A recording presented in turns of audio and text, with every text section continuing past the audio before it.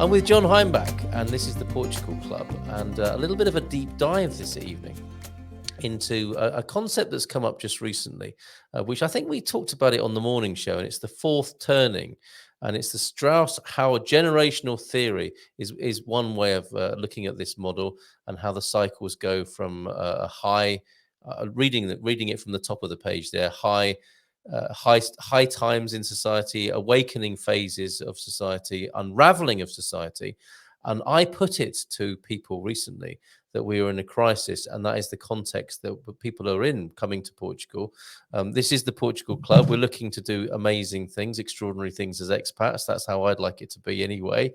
And that is our context and backdrop, that we are here in the Western world, Western civilization, in a crisis time. I don't know if John agrees with me or not. He's had a deep dive into this and a look at it, and is running it up against other ideas and historical context, I think. Is that right, John? Yeah, thank you, Carl. Carl kind of gave me a little challenge in, to watch the video that I forget the name of the channel, Carl, that you turned me on to, but it's kind of focused on financial concerns, but they had a focus. One of the co-authors of the book, is the book called Fourth Turning, or is it Generational Change? I think it's the fourth turning, but what I'll make sure I do is put all the links and references that we're talking about in the description in with the video, so people can find out for themselves.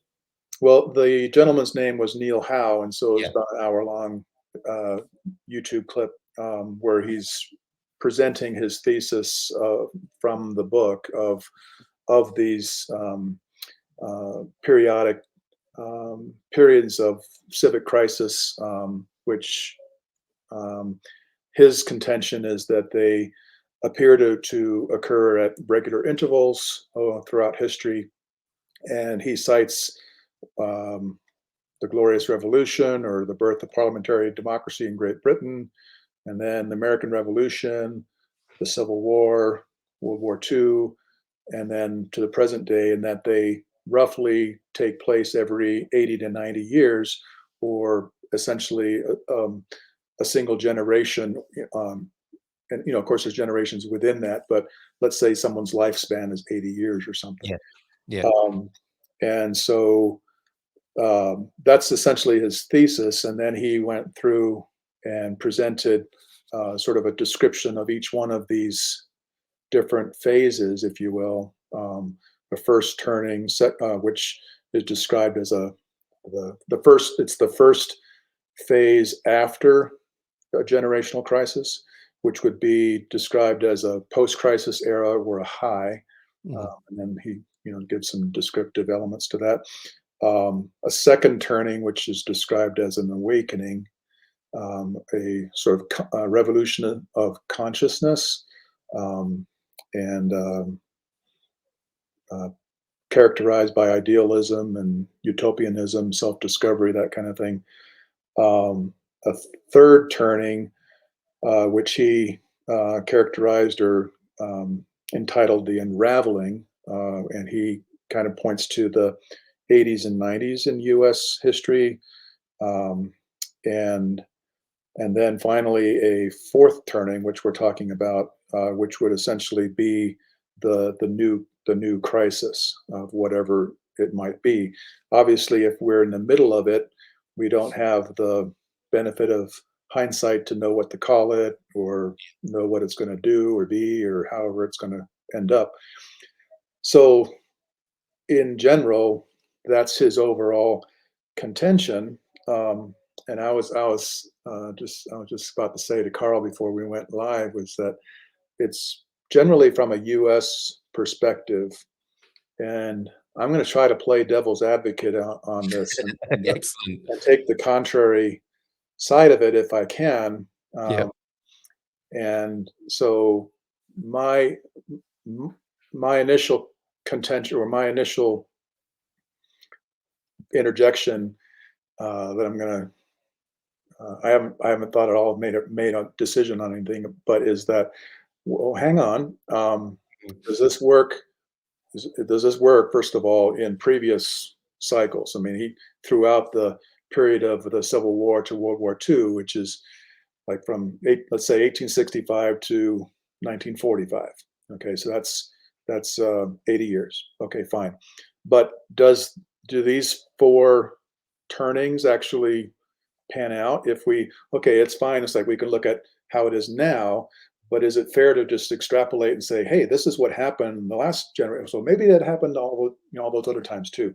And it's Right. like, well, wait a second. Let me just take a look and see if that's actually the case and if it fits and that sort of thing, because not everything is, so easily, you know, sliced up. So it's probably true that history does repeat itself, but what is it they say, Carl? It doesn't. Maybe it It doesn't repeat itself. It rhymes. just rhymes. Yeah, Yeah, maybe it not repeat, rhymes. but it rhymes. And so Yeah. so we have to be a little bit generous, maybe, and looking back at some of the other phases and say, you know, does it really fit? Or it's like, well, kind of, sort of. But and the other thing is it's US. So I mean, does this fit in the European framework? Does this work? If you take it from a perspective of Great Britain or from Portugal, not sure. I mean, yes, Portugal had a revolution with Salazar coming in, and then there was the Carnation Revolution in the 70s. But I'm not sure you can fit in all these other kind of phases with Portuguese history too, because um, there's a cultural personality that's very different. I think a U.S. cultural personality, I think everybody agree, U.S. Cultural personality is a bit crazy compared to the rest of the world. So you can't just take an American perspective on everything and make it fit for Poland or make it fit for Sweden or something, or the UK for that matter. Um, Could I so say something there, John? Because yeah, I completely agree, and we do find it's a bit like metaphors, isn't it? They have their limits, and the observation I make at that point is that the and I said it to somebody yesterday. There's this saying, isn't there, that when America sneezes, the world it's a cold. catches a cold. Yeah, Yeah, and that's so from that point of view, as the dominant culture and as a model of the dominant culture, which other cultures have sought to replicate, and you can extend that, can't you, to the emerging superpowers? They have tried to emulate the American dream, which was the high, wasn't it? What we're talking about, the high period, the first turning, is that American dream concept that was had the best PR machinery ever, didn't it? Through Hollywood and American TV and American culture that was exported all around the world through various means. pop culture, music, entertainment, All of sports, that. everything. Yeah, yeah. And then countries picked it up, and some countries picked it up, like the UK, and exported it back. And so it was a self-referencing high time, which then led to the next phases. And then I think Portugal is not an exception to that, even with Salazar perhaps saying, we're not we're not doing that, we're doing our own thing. He couldn't he couldn't stop his people being aware of it, could he? He couldn't stop the influence or the virus of the catching the cold. Nowhere in the world was safe from the sneeze, was it? So I think it did affect the world in some way as a kind of as a virus, if you like. It was a big pandemic of its own Yeah, kind. and And if we examine Portugal a little bit more, if we think of the high as coming after the revolution, as a mini set of cycles within the grand American dream cycle that I think we're all subject to. There is definitely something going on, because as a newcomer to Portugal, I've idealized the Carnation Revolution, and I've only recently come across the cynicism of of Portuguese people about it. So on the one hand, the mythology and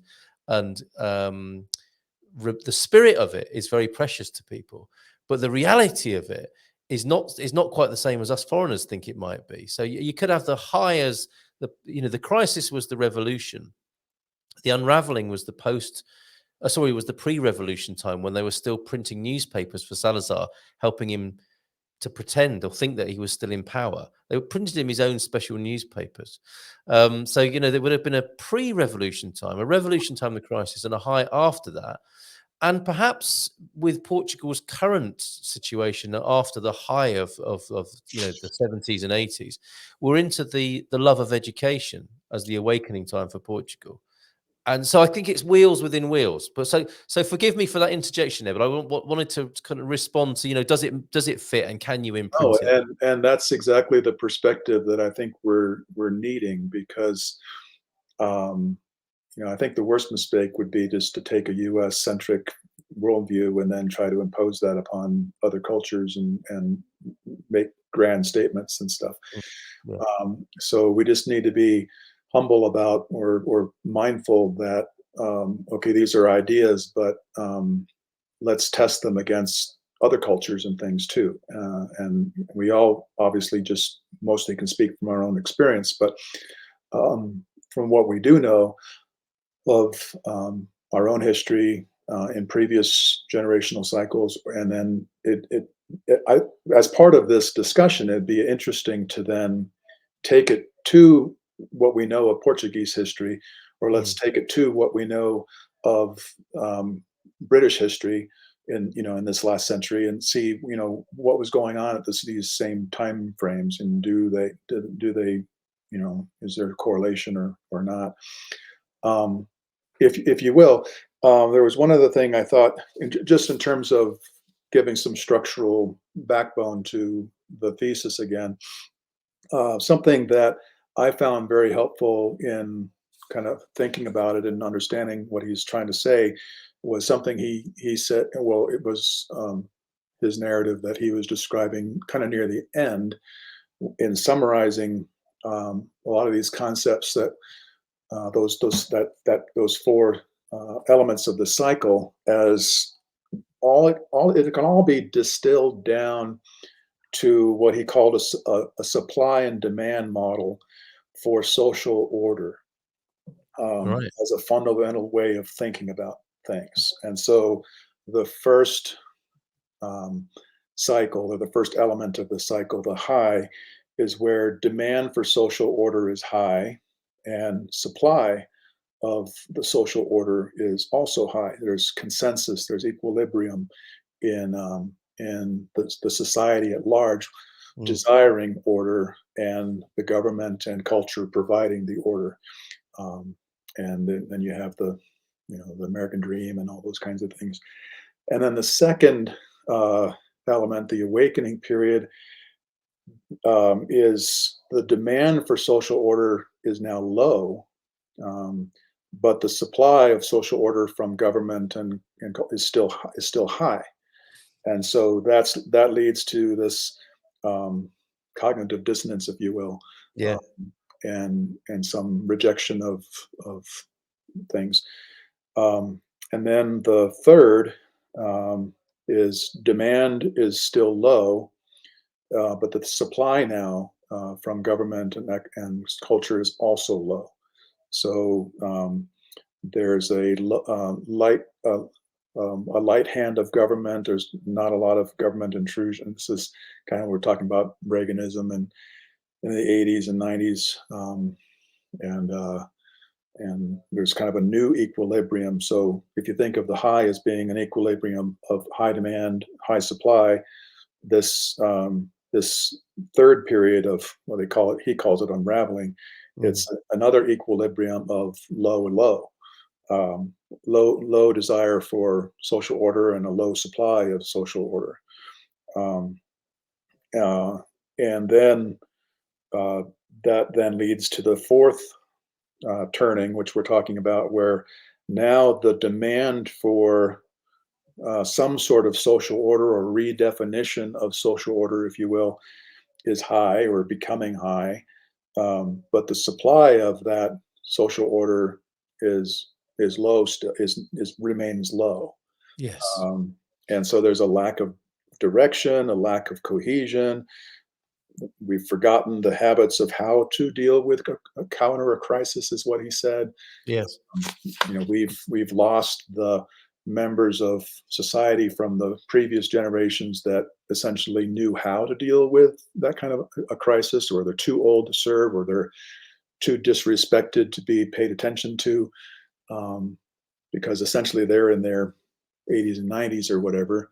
Mm. So this generation, his thesis is, in the fourth turning, is it has to learn all over again how to deal with whatever that generational crisis is or will become.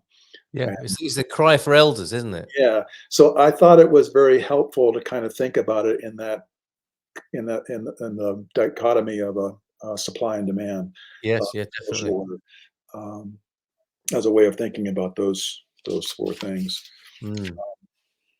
But yeah, so um, I think that so and what I was doing this morning or this afternoon earlier was seeing to what extent it applied to that period of after the Civil War to Okay. World War II. Um, and We I was see we find out now if it passes that It's test, true. right? I was trying to say, okay, let's see if it all falls apart. Yeah. Uh, but it kind of hung together pretty well, actually. Um, so after the Civil War, um, there's the so you have the end of the Civil War, which in the United States was characterized as it was called the Reconstruction era. So you had an intense political struggle of how to deal with the former Confederate states in the South, and you had a heavy hand of government there, and there were a lot of uh, things that happened in the South that made them very resentful against government intrusion from the North. But is that characterized as a high? Okay, let's say the previous crisis was the Civil War. Obviously, it was a big crisis. But now, immediately after the Civil War, not so sure it would be a high. I guess there. I mean, um, there were three big amendments to the Constitution that were passed immediately after, and that's like unheard of to have three amendments all passed in a period of like 5 years. So there was the abolition of slavery. There was the citizen how America defined citizenship by birth and equal rights to all states, all citizens, at least males, um, black men having the right to vote, all those things. So was it the I forget the numbers. I shouldn't say. I'll be could be wrong. 12, 13, and 14, or 13, 14, and 15. So, you know, the 20-year period after 1865 would be to 1865 to 1885. But that was a period of what they call the second industrial revolution. We had train transcontinental railway that was built and train travel. We had the invention of the telegraph and use of that, and so there was some great industrial development that took place immediately after the war. Um, but um, I don't know how well it matches to the high. There was something called the Great Compromise, which was in 1876. It was the election of a president called Rutherford B.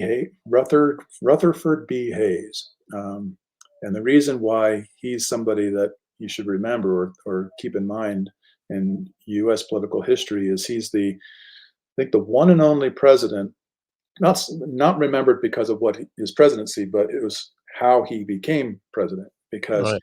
he was the one and only U.S. president that, this part's not unique. He did win the majority in the popular vote. So it went to what we have in the U.S. called electoral college.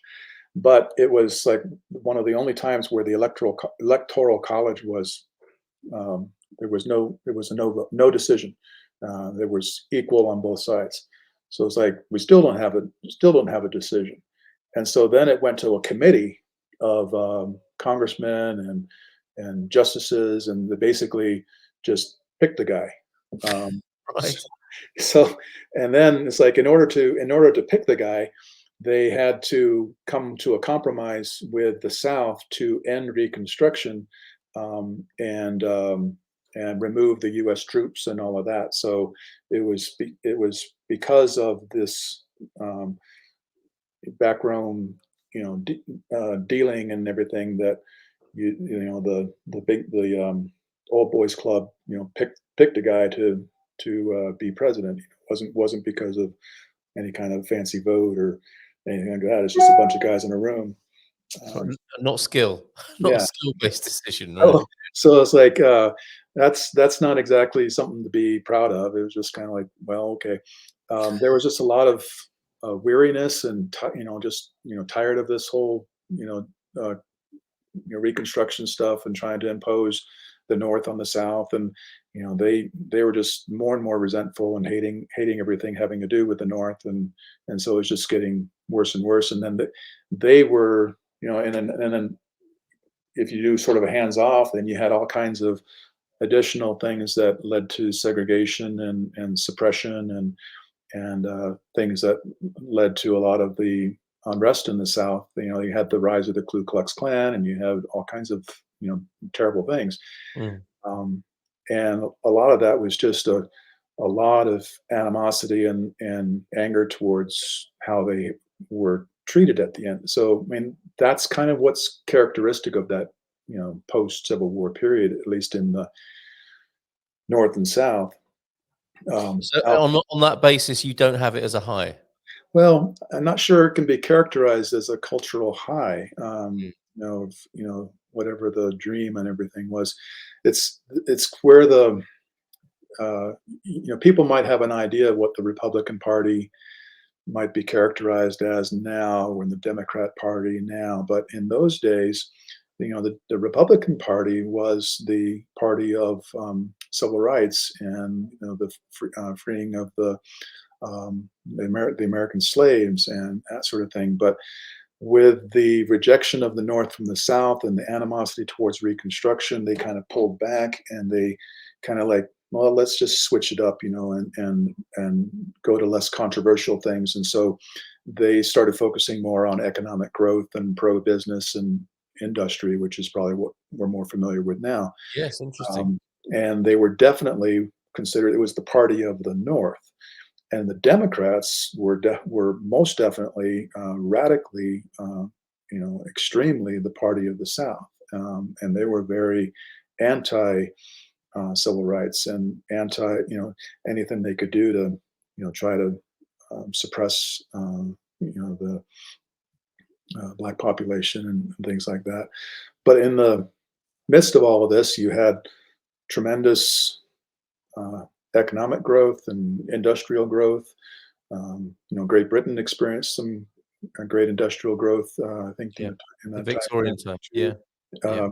And so the the next period, I guess, is supposed to be the what is it? The So awakening. we might say that that is the industrial high and the high that associated with the Industrial Revolution.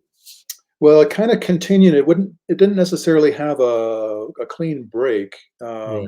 but if you're using the 20-year period, Yeah. Um, the next phase would be 1885 to 1900, Yeah. which is what was called the Gilded Age in the US, and in the UK, you have the Victorian era. Yes. And so you have, the growth of the railroads.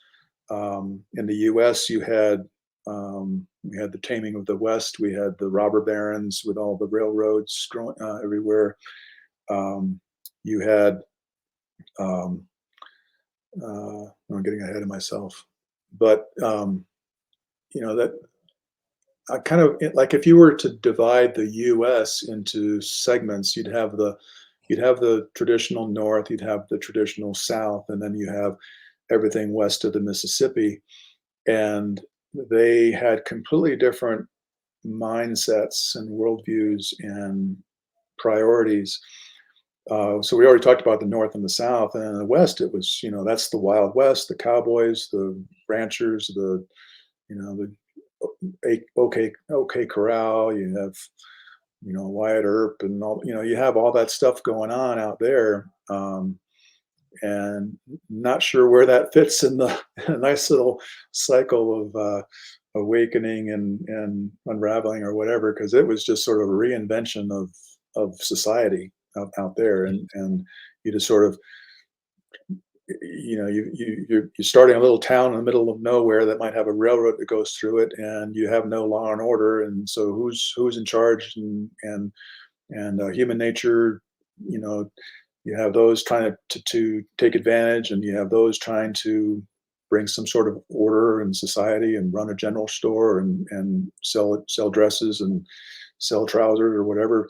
And you Yes. had people that trying to take advantage of that, and you had those trying to grab land and determine where land borders are, and barbed wire fences, and raising so it's like, how do you bring society, some kind of social order to all of that?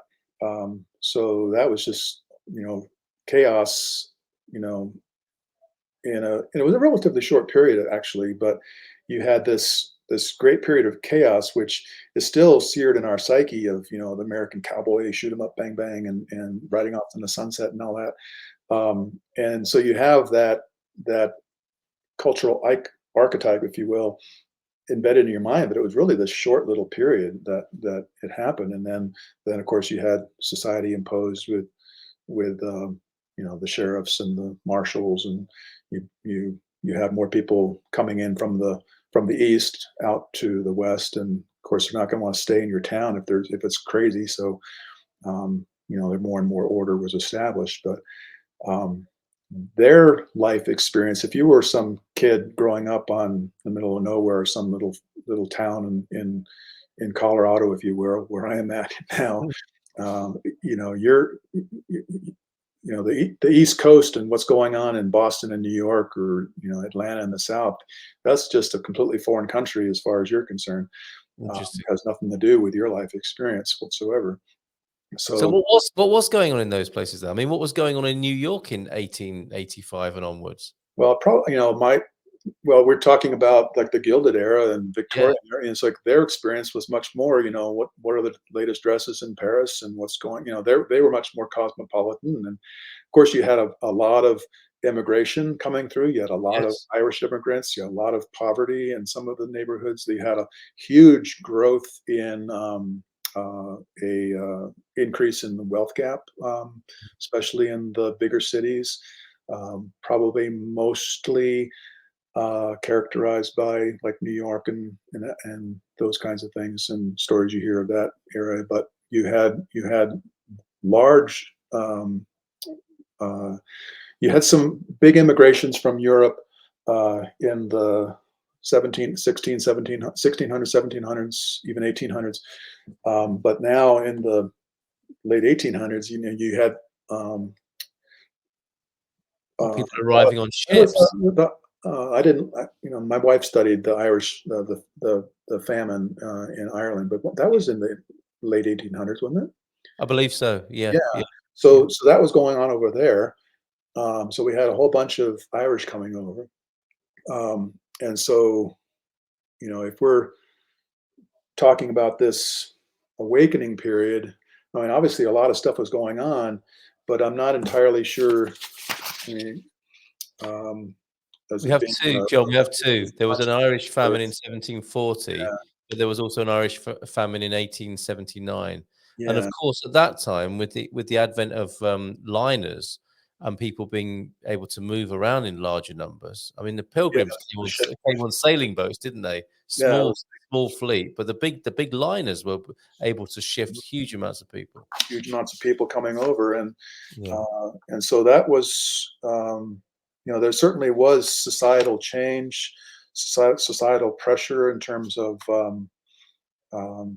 what the norms were and things. So you had the elites that are probably much more in line with the old world, but you had a lot of the immigrant class coming over, um, that were having a completely different experience, but they were now given um, freedom of opportunity to explore and become members of society, and vote, and become political leaders, and um, policemen and whatever it might be. A lot of the Irish went out west, and they became, they became part of the Western experience. Mm.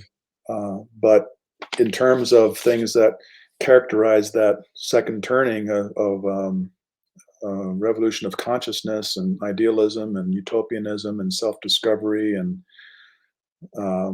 not so sure that fits. Fragmentation of old social consensus leading to an economic revolution. Maybe, yeah, there definitely was maybe a fragmentation of societal norms um, with you had the Gilded Age or Victorian era mindset of the leadership class, the elites, the those in government, those in the society pages or whatever, and then you had all the stuff that's going on underneath all of that, that definitely was becoming part of the social conscious, if you will. But there's no mass marketing of anything. There's no. It's like, how do you have maybe a few. Well, actually, Mark Twain in the U.S. was a significant writer in that period, Mm. and he did write some really interesting social commentaries on what was going on underneath. I think what Jack London Yeah. um, also with some of that. So um, it'd be interesting to look at this period in the light of some of the key writers of the period, whether it's in the U.S. or in the UK. And we'd be seeing newspaper production ramping up as well, wouldn't we? Yes, you definitely would see that in the U.S. You'd have Randolph Hearst Yes. was a big factor. In the UK, um, gosh, I guess that's when you had a lot of Fleet Street Yeah. newspapers coming up and about. The beginnings of, I think, yes. Yeah, when was Jack the Ripper and all of that I stuff going think on in I society? think I think that's the late 19th century. Yeah. Yeah, it would be 1880s, wouldn't it? Somewhere in Yeah. there. Yeah. Yeah, Yeah. it's that time frame that we're talking about. Mm. Um, uh, Now, one of the periods there that um, I found particularly kind of interesting was this. If you take, okay, so that's um, did 65 to 85, then 85 to 1900. But if you then, the next one would be the unraveling, which is 1900 um, to um, Yeah, the depression, well, basically the beginnings. 1929 Yes. to the Great Depression. Yes. Um, and that one kind of fits. So there was, so if you look at the supply and demand concept, that's demand for order was low and supply is low. Um, not, not a low demand for social. Well, I mean, you had that's the era of President Grover Cleveland, Benjamin Harrison, McKinley, um, most famously probably Teddy Roosevelt with the big stick. You had the industrial development, where you had the airplane being developed. You had the automobile with the Ford Model Ts. You had the Wright brothers with the airplane. You had J.P. Morgan and all the banking stuff. You had the building of the Panama Canal. You had what big stick ideology from Roosevelt, all leading up to what was the First World War, And which crisis time with that's, high yeah, it's demand like this is for a oil. huge crisis in the Yeah. middle of this period. So it's not like, okay, it's just an unraveling and you're not it. It's like, yeah, World War One is a pretty big crisis, but it wasn't one that evolved in the US. It was more Yes. us responding to what was going on over in Europe.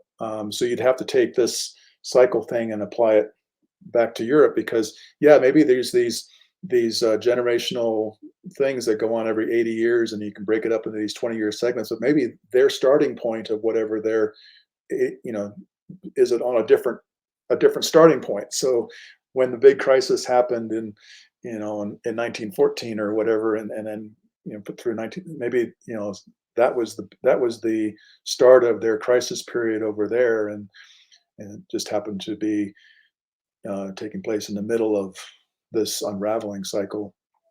But Yeah, and I think they each of them in it, wherever they're represented around the world, contract and expand as well, don't they? yeah, Not well, necessarily. they're probably slightly out of phase. So ours might be this kind of thing, but over there it's maybe from here to here or something. So Yes.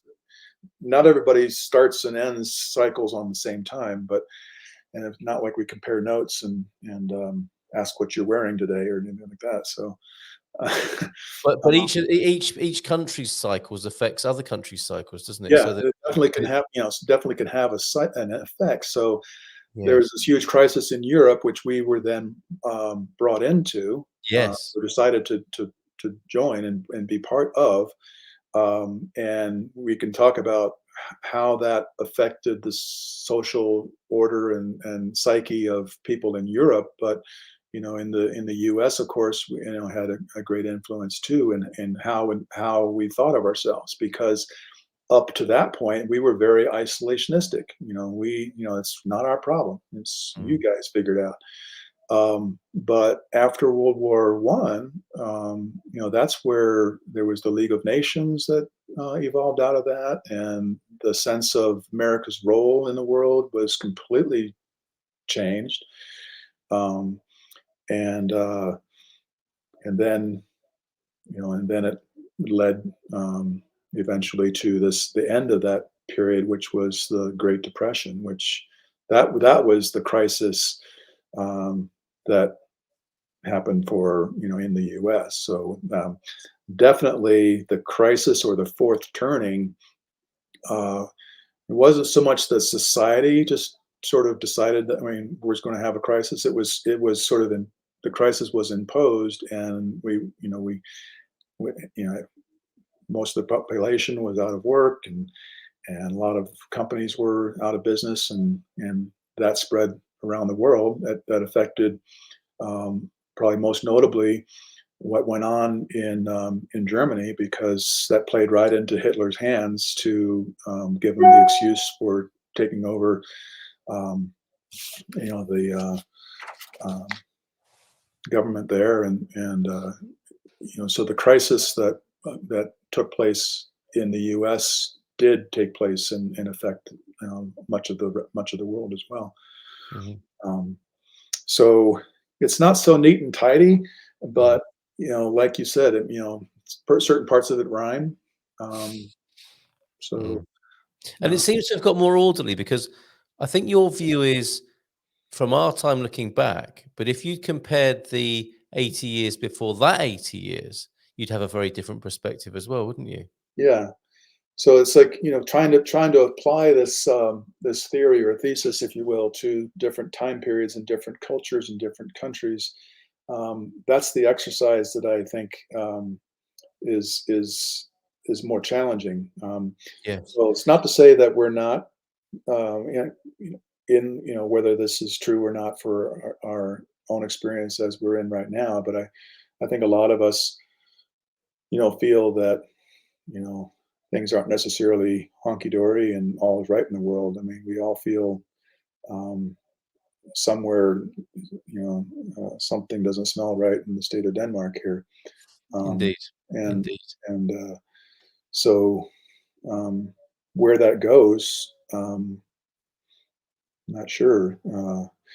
One thing I want to just throw out there, that I found interesting when this video with Neil Howe, um, when it was actually first published on YouTube or whatever, and was almost exactly 1 year ago. So it was just prior to this inflationary crisis that we've been going through this past year in financial markets. Yeah. So the the premise that was being presented, that this could have an effect in the financial markets because the host of the show was like, so how should we think about our money and how should we invest in things? Mm. So it was interesting the timing of that because almost everything from that publishing date till now was downhill. Yes.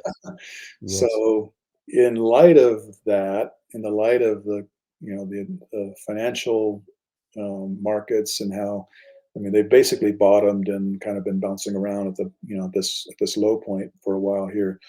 So I'm generally, I would characterize myself as being a cynical optimist. Right. Um,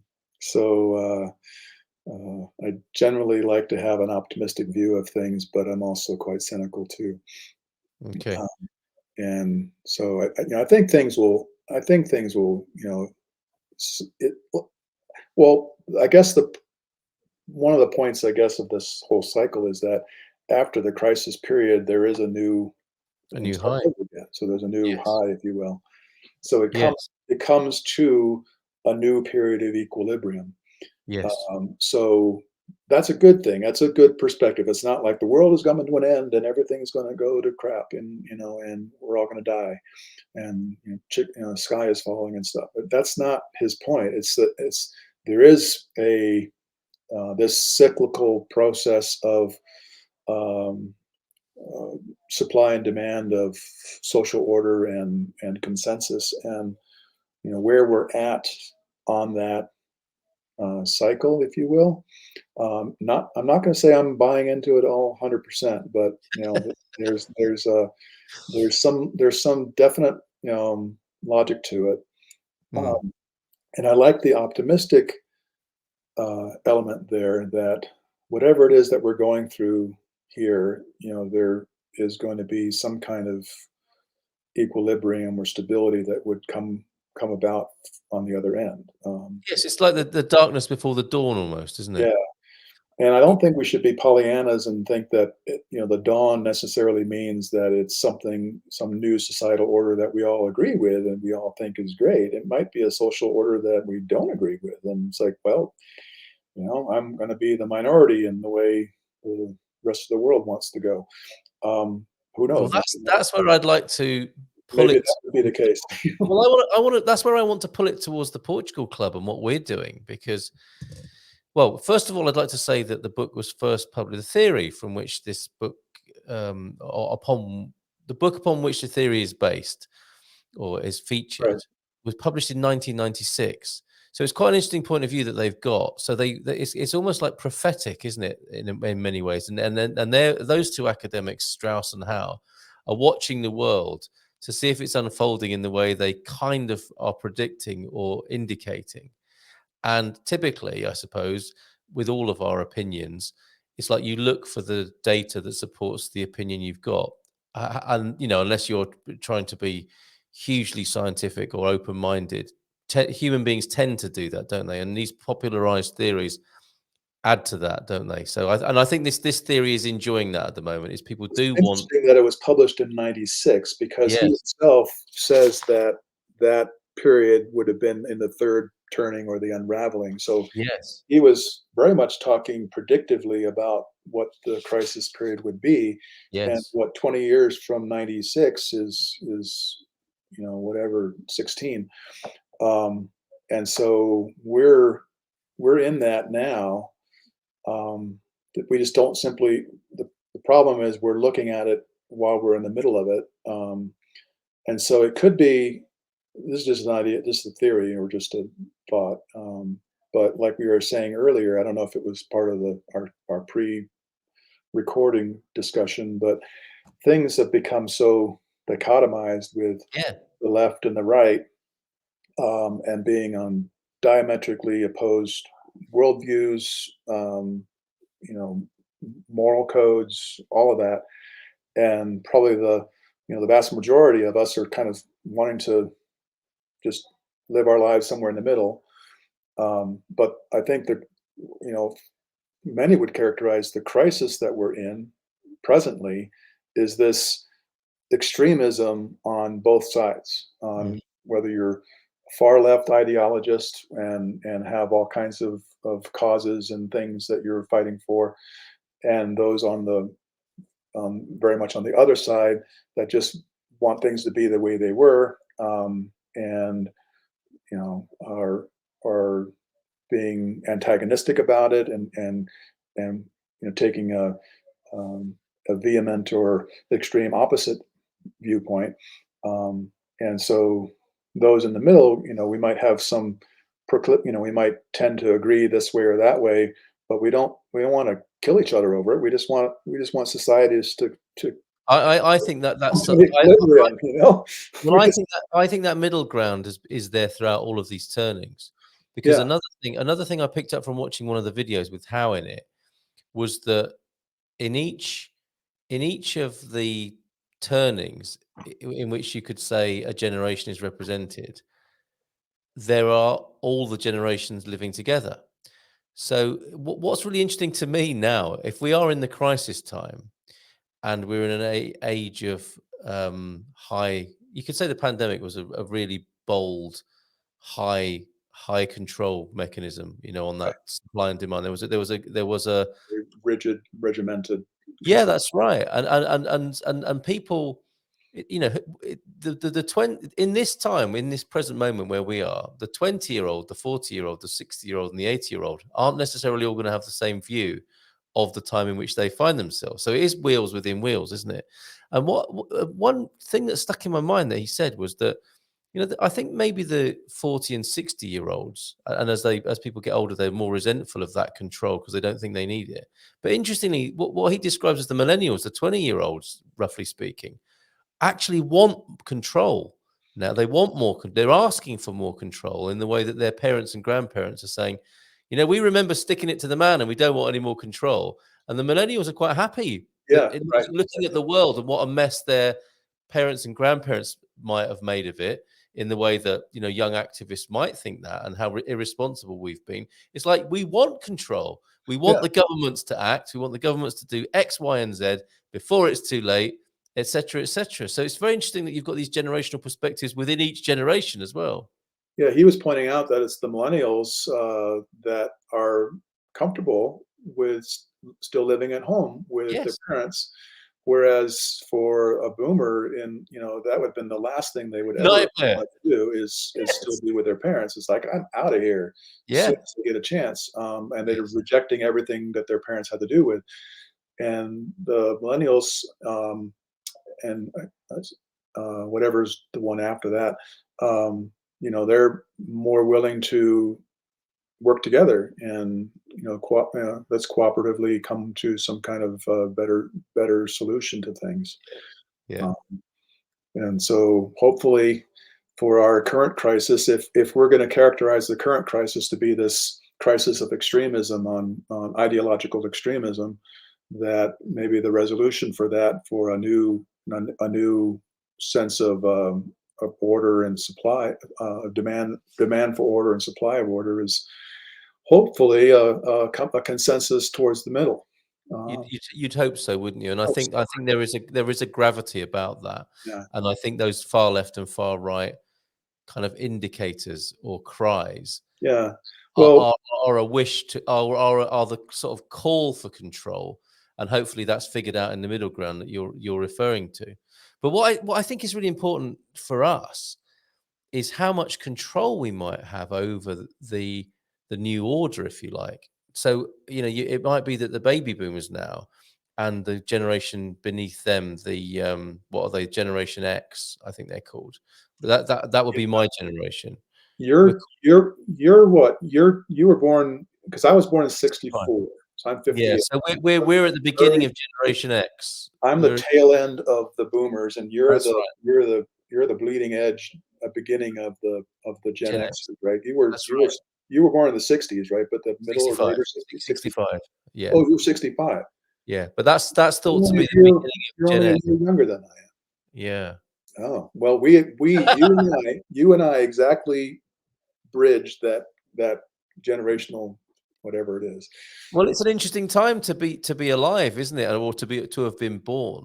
Yeah, And because I think we have a sense of, well, certainly I'll speak I'll own it and speak personally. I have a great sympathy with the awakening ones of the 60s and 70s and their ideals for society, which were thwarted, you could say, by the unraveling, and are now desperately needed in the crisis. And that's what I find so interesting, and where this sort of conversation began in a way, is that let's say there are migrants, foreigners, expats coming to Portugal. I'm hoping they'll play a part in the way that you could argue the Irish played a part in American history, in the crisis or unraveling in crisis times of American history. It's possible, is it not, that the influx of foreigners, immigrants, expats, whatever we call ourselves, in this crisis time that Portugal finds itself in America's sneeze, if you like, could be extremely influential. And so we don't have to be the consumers and recipients of the new order. We can actually be creating it and influencing it. And that's what I think is. I think it's a for me it's a kind of that's what I'm excited about with the Portugal Club. Just to position that a bit for people is that there is a certain kind of expat coming to Portugal that is happy to just be experiencing a better quality of life and cheaper things and security. But then once that level of Maslow's hierarchy has been observed, they have capacity for being influential, helpful, inspirational, and transformational in the society. And that's what I'm really excited about, because Yeah. we've nailed the nuts and bolts, haven't we, of moving to Portugal. It's pretty obvious what can be Yeah. done I in mean, what we've yeah. learned in the last 2 or 3 years. And then now what? What can we contribute to this society in this crisis time is what excites me. Yeah, and I think that's the role of like your Good Morning Portugal show and this the Good Morning Club, because I think all of us want to kind of be kind of an extension of that shared philosophy where we're not going to be extremists on one side or the other. We want to be a loving and thoughtful and caring mindset, um, Mm. and we want to think of ourselves as wanting to do the right thing where we are. We want to be able to take care of our families and those around us and reach out. But I certainly don't have any desire to be marching around with signs and throwing Molotov cocktails or something like that. I want the new consensus to be one where we can be accepting of each other and learn to enjoy. And not everything has to be political. Sometimes it can be about gardening. It Yes. doesn't. So that's I think what you do with this show. One of the things Pam and I have really enjoyed is that you set the right tone. You don't let it go one way or the. It's like this. We're all share the same priorities, and let's focus on that. And that's where we want to be. Well, it's lovely to hear that validation for sure. And I think there is there's a new area that that inevitably it's we're talking about these cycles, aren't we, and the cycles within cycles, and the pattern I've seen since I've been in Portugal, and I've seen other people come to Portugal, and I've worked closely with expats coming, especially from America, is that we had the pre-pandemic time, where no one really thought about it. I mean, British people didn't need to in the pre-pandemic, pre-Brexit time. They just came to Portugal and they stayed if they wanted to. And then the Americans became aware of Portugal, it seemed, in greater numbers, and that coincided with the pandemic time. And some people were even inspired because of the time to reflect during a pandemic and the implications and the impact of the pandemic to say, yeah, okay, I'm definitely going to Portugal now. So they did that. And now we're in post-pandemic um, migration to Portugal with the CEF crisis. I think it's fair to call it that. The volume of people, What do and we call ourselves? We're not Seth anymore. Yeah, Something. exactly. Yeah, and isn't that a good example of how this shift, going back to the turnings, is it was all going it became a victim of its own success in a way. Portugal's attractiveness put a pressure on its migration force, which at the time collapsed and was rebranded and dissolved, and is yet to re-emerge from the ashes of, as like a phoenix, hopefully, to assist the best kind of migration into the country. But we don't know that yet. That's where we are right now. We're in Yeah, the post-pandemic migration time of Portugal, where Americans feel that they might be overflowing. This is always amuses me that Americans, believe themselves to be overwhelming the system and the country, when in fact they're a tiny amount of yeah. overall migration Going into. from 8,000 total in the entire country to like 9,000, and Yeah, that's the influx we're talking about, isn't it? It's tiny, isn't it? But it's quite self-reflective and yeah, quite vocal, and yeah. There's self-conscious. newspaper articles over here. You're like, oh my goodness, look at but in a way that's sort of a backhanded way of like, oh wow, we're so Important. influential. Uh, Yeah, yeah, and now we're froze, poised, aren't we? We froze. won't know. We won't know what the impact's going to be, but we can be the impact, I think, at the moment. That's what excites me about this time, is that we can consider what our impact might be. And I think those values are right that you talk about, of wanting to fit in and wanting to be a contribution. I don't know if you're still there, John. You've frozen up, but I did. I'm gonna. Can you hear me? yeah, I can hear you definitely. Yeah, Yeah, yeah. I think your I'm picture's gonna I'm gonna close it and come back in real quick. Can I do that? okay. Yeah, yeah, sure. Yeah, Sure, but there's while John's doing that, that is the invitation to I think we've nailed the nuts and bolts. Expats Portugal is brilliant in the understanding of what's required, um, with the functional bureaucratic part of moving to Portugal and some of the people you need to do that. And now we're going into the post-pandemic age, and the what can coincide with the new high that Portugal. What I love about it gave me renewed hope to find out about the fourth turning, John. I have a sort of sympathy with cycles and revolutions in a way, but I don't want them to be too disruptive or difficult for people. and I agree. I think the more I thought about it, the less, because I was initially thinking when I first went into it, it's like, oh, somebody's like predicting, the world's coming to an end, kind of thing. Yes. And it's actually not. It's very affirming. It's like, we're going to come through this, and Yeah. let's kind of try to imagine what it could be, and Yes. how we can be part of that. Yeah. So I think that's my takeaway. Yeah, and the screen that sharing at the moment, the fourth turning, what the cycles of history tell us about America's next rendezvous with destiny. Again, it's quite a US centric, It is. but we can still say, can't we, that we are in an amazing time in human history, and a defining moment for the what will be the duration and impact of the American empire. We're in the middle of that, aren't we? We don't know where it's going to go, and it turns out that it may be that droplets of the American empire are seeding in Portugal, and it's up to us to see how those plants grow, because we you are one of those plants, John.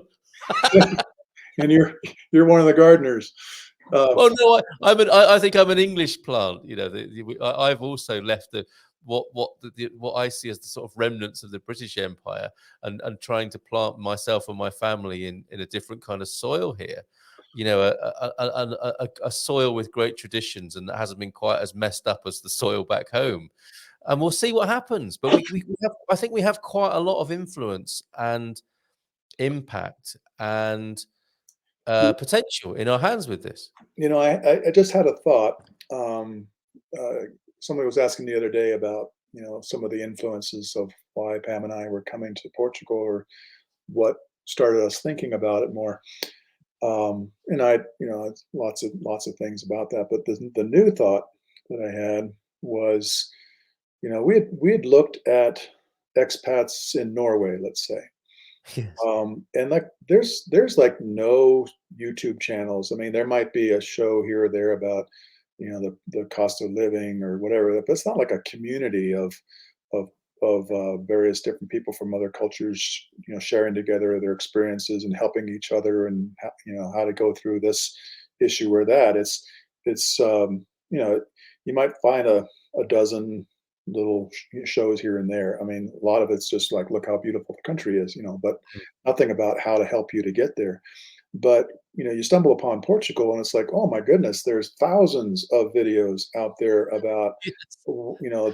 there's expats Portugal, there's the Good Morning Portugal, there's Josh and That's Kaylee, everywhere. Josh and that's Kaylee, yeah. everywhere, and there's dozens of other YouTubers that are out there presenting content about uh, what they're loving about the culture, or what the pros and cons, or what experiences they've had, or what it's like, you have a plethora, you just have inexhaustible supply of of things, and I think that very much has played into this, What the phenomenon. consideration, at least from the US side. It's like, my goodness, there's a lot out there. And look, um, I was telling somebody else, it's like, well, still 95% of all American people that go overseas go to Mexico or Guatemala or Costa Rica, someplace Right. like that.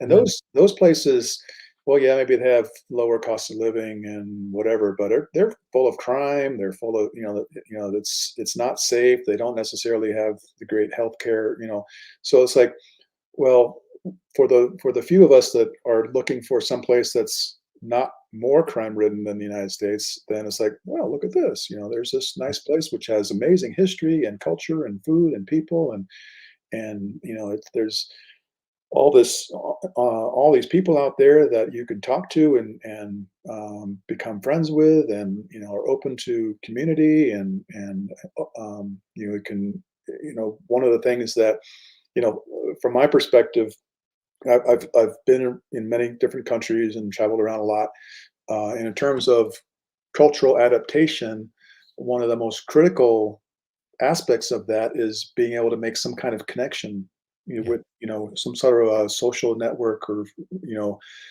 group of friends, and that can be very difficult in some cultures. Let alone before the age of social networking and YouTube and things like that. You're just on your own to figure it out. Um, and now, but Portugal is like ready made. It's like served on a platter. It's like, there's just there, you have to be completely ignorant of all of this, and not want to pay any attention, not to be able to make some kind of connections, let alone the people themselves being so open to being friends, Yeah. and helping, and being willing to be there when you need them.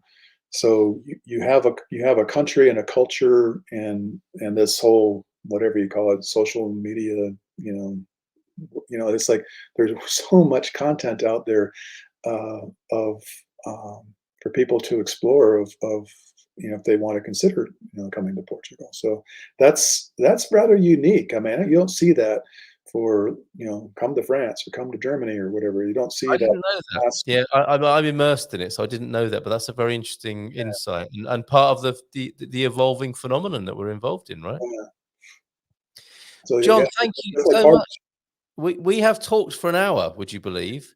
Yeah, Um, so I thank you for your analysis of the fourth turning, which just popped up. Well, one of our community, Will Thompson, who's, I don't think he'd mind me calling him quite opinionated and certain of his opinions, declared in quite a light-hearted way that we're in the fourth turning. I picked it up and ran with it. You had a really good look at it in these last few days, and thank you for sharing your insight. And so it remains to be seen yeah. what era we're in, because we could, like you said, how you started off was, we'll only really know when we look back, won't we? Because you can't know when you're in the middle of something. At least not know how to characterize it, or Yeah. how the outcome's going to be. But at Yeah. least we can be part of it. Maybe that's kind of exciting.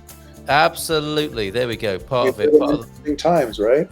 We live in interesting times, and we are agents of these times in whichever way we choose to be. So long live our sense of extraordinariness, of transformation, of inspiration, and let's see where that journey takes us. John, thank you so much. And maybe we'll talk again next week, and I can find out more personally and specifically what your aims are, which I hope to do tonight. But we spent quite a long time talking about the fourth turning, but very interesting. That was fun, wasn't it? Yeah, absolutely. Thank you so much. Thank you. Bye for now. All right.